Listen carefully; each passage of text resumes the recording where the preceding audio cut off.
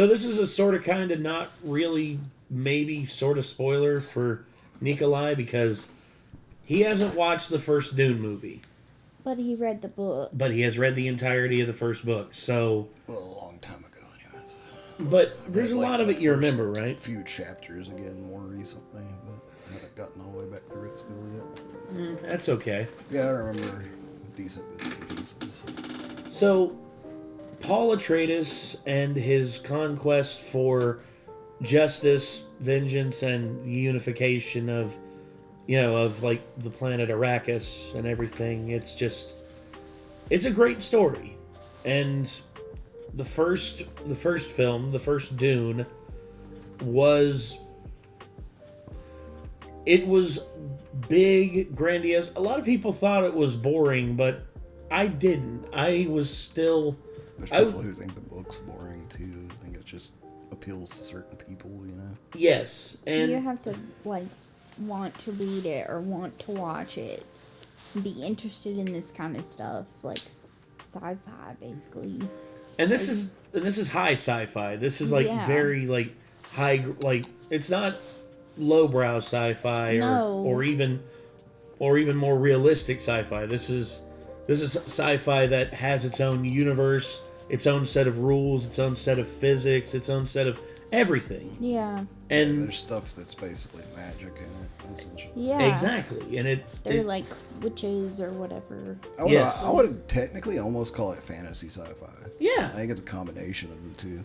Well, Frank Herbert liked both. He loved science fiction and he loved fantasy. And yeah, I think there's a lot of sci-fi fans that don't want fantasy in their sci-fi, and there's probably a lot of fantasy fans that don't want as much sci-fi in their fantasy. But I think that fantasy are probably more accommodating because this sci-fi stuff can definitely be incorporated into things like Dungeons and Dragons on a very,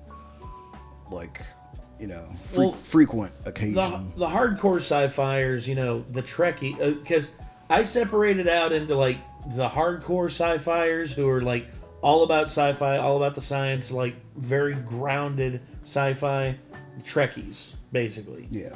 And then you have the Star Wars fans which is...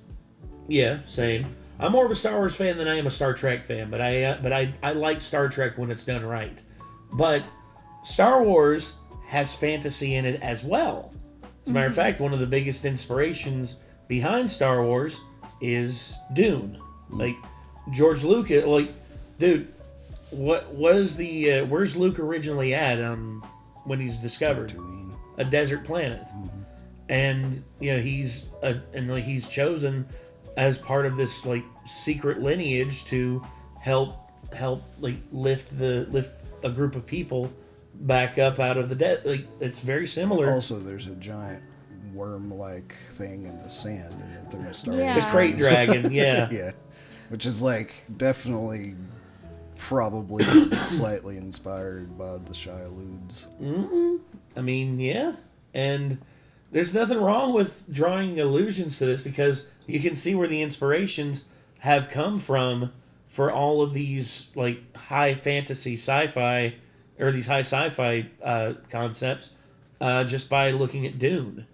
And, I've always been slightly more a fantasy person than a sci-fi person, but if you put fantasy with the sci-fi, I'm probably on board. Fair enough. And then, certain sci-fi things like cyberpunk, I think cyberpunk's stylish and pretty fucking cool. Oh, yeah. But then you get into stuff like Star Trek, and I'm like, some of it's cool, but a lot of it can be a little boring. When it's done right. Yeah. As I've stated, for me, there are great Star Trek properties out there. All of my favorite sci-fi I can think of besides cyberpunk has some sort of fantasy stuff added in with it. That's fair. Did you guys ever watch Stargate? I watched it. I watched a little bit of it, yeah. Oh. I watched the film, and I've seen a couple seasons of Stargate SG-1. Yeah. And it's really, really good. Also, Chris Judge's Teal'c is just... He's one of my favorite characters. Yeah. And... That was a cool show growing up. I watched it. Yeah. Star Wars, Dune, Mass Effect. Yes. Riddick. like, I keep thinking of sci-fi things, and I'm like, are they pure sci-fi? Nope, they've got fantasy elements. You know? Well, yeah, Riddick more like as they expand on later after Pitch Black. Well, almost That's right the one away with because Vin of Diesel, isn't the it? eye shine. You know, the eye shine's a fantasy thing. Like, Well- it's not No. really. Well, no, rooted in not science. not originally. Originally, we were led to believe that he had that done to him while in prison, He and then we he found did out have it later. done to him while in prison. No, it's a natural thing for the Furians, his people.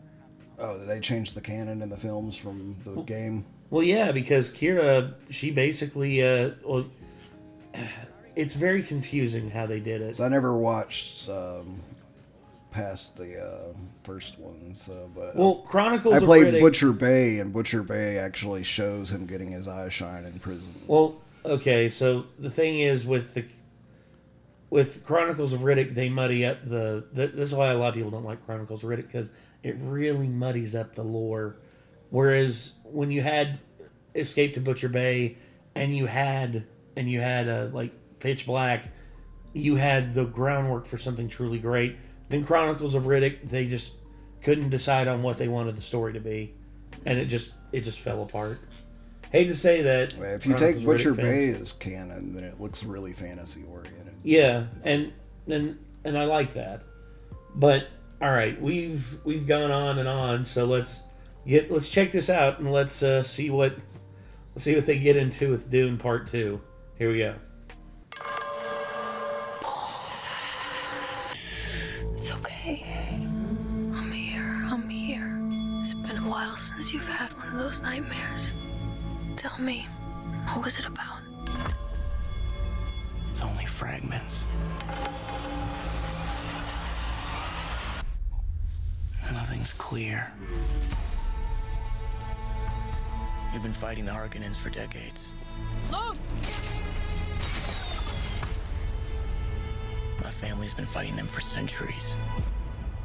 Your blood comes from dukes and great houses.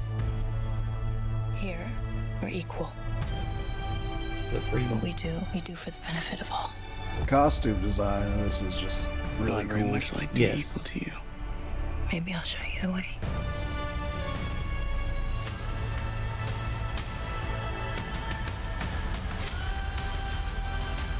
Deal with this prophet.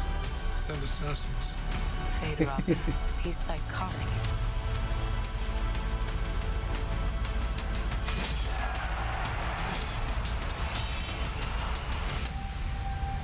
They See remind me possible of the futures all at once. White Walkers. creatures from they remind me of the creatures from I Am Legend. Oh yeah. It make me think White Walkers for some reason. It's a super pale skin. It's less undead looking, you know. Yeah. The eyes too, like because if you go back and look at his eyes, it's kind of shiny. Or maybe I just was seeing things. Okay, never mind. For me, it looks like the His eyes are guy actually really dark. who had maybe just like rabies or something. What was it? It was they actually the KV virus, what they had in I Am Legend, the Will Smith version. It was cancer. They basically weaponized cancer to to stop diseases, but instead all it did was turn humans into these ravenous beasts. Also, Austin Butler, ladies and gentlemen, Oh shit! who played Elvis Presley in the most recent Elvis Presley biopic. What? I didn't even recognize him No. until you said that. Yeah. Now I see it. He definitely looks creepy here. I was gonna say, instead of "you ain't nothing but a hound dog," he's like, "You ain't nothing but a hound dog." just monotonous.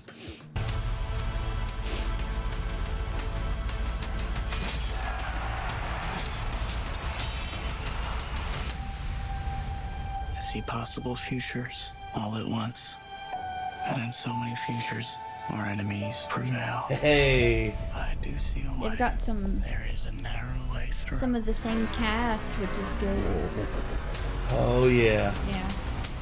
don't run. There is no escape.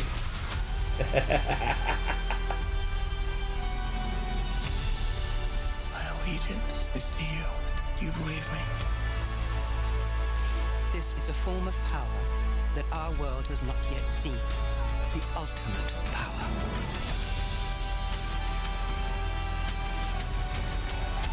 I want you to know I will love you as long as I breathe. You will never lose me as long as you stay who you are. Maybe I was thinking about her eyes when I was thinking about his eyes from the previous scene or something. Probably. She's got really bright blue eyes. Atreides. It's from the spice. Yes. This prophecy is how they enslave us!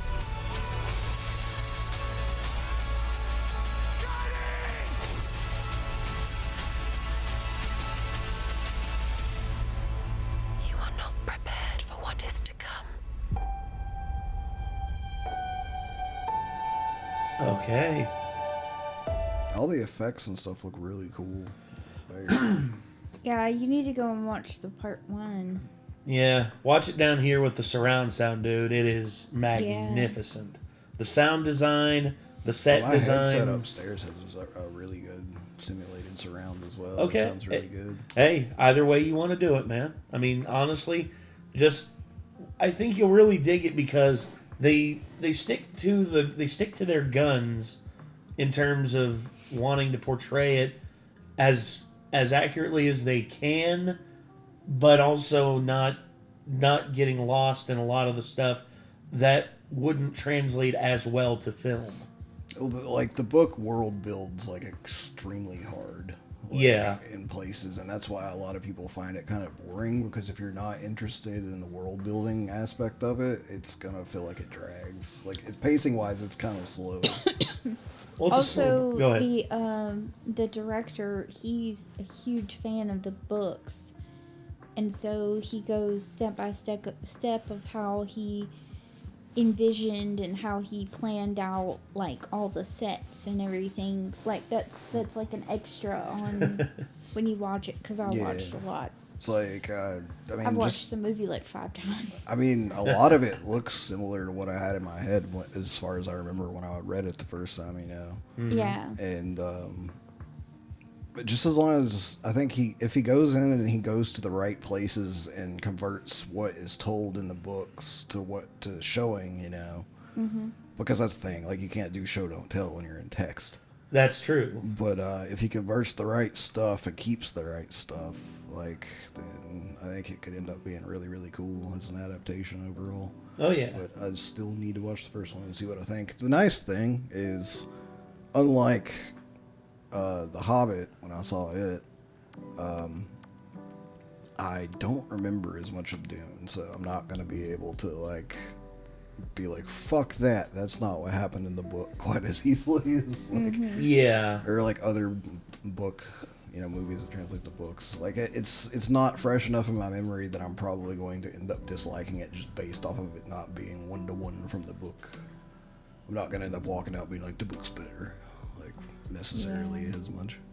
But Denis Villeneuve, the director, like Kate was saying, most of the work that he's done, I have just been amazed by, captivated by, because he's such a great director. As a matter of fact, I have several films of his over there, like on 4K Blu-ray, and I can safely say he's one of my favorite modern directors, and he wants these 2 films to be seen as, for him, a masterstroke, because these films are the ones that he has spent the most time of his life on. Like 20 plus years of him doing work. Like, just even before he knew he was going to be the director of this, he worked on like pre-visualizations in his spare time because he believes in Dune so much and wants Dune to be such, like, told well on the screen. And then lo and behold, he gets the opportunity, and boy, does he knock it out of the park. I love it. But anyway, Dune Part 2. Are y'all excited to see it? I am. I mean, I'm dying to see this. So I can't wait for whenever this releases in theaters. I'm glad they finally have a date. Yeah, because March it was 1st. just like 2024, and now they actually have a date, which Yes. is awesome. Anyway, what do y'all think? Let us know in the comments down below. And until next time, everyone, signing off, I'm Nate. I'm Kate. I am Nick. Y'all be good people. Take care. Peace.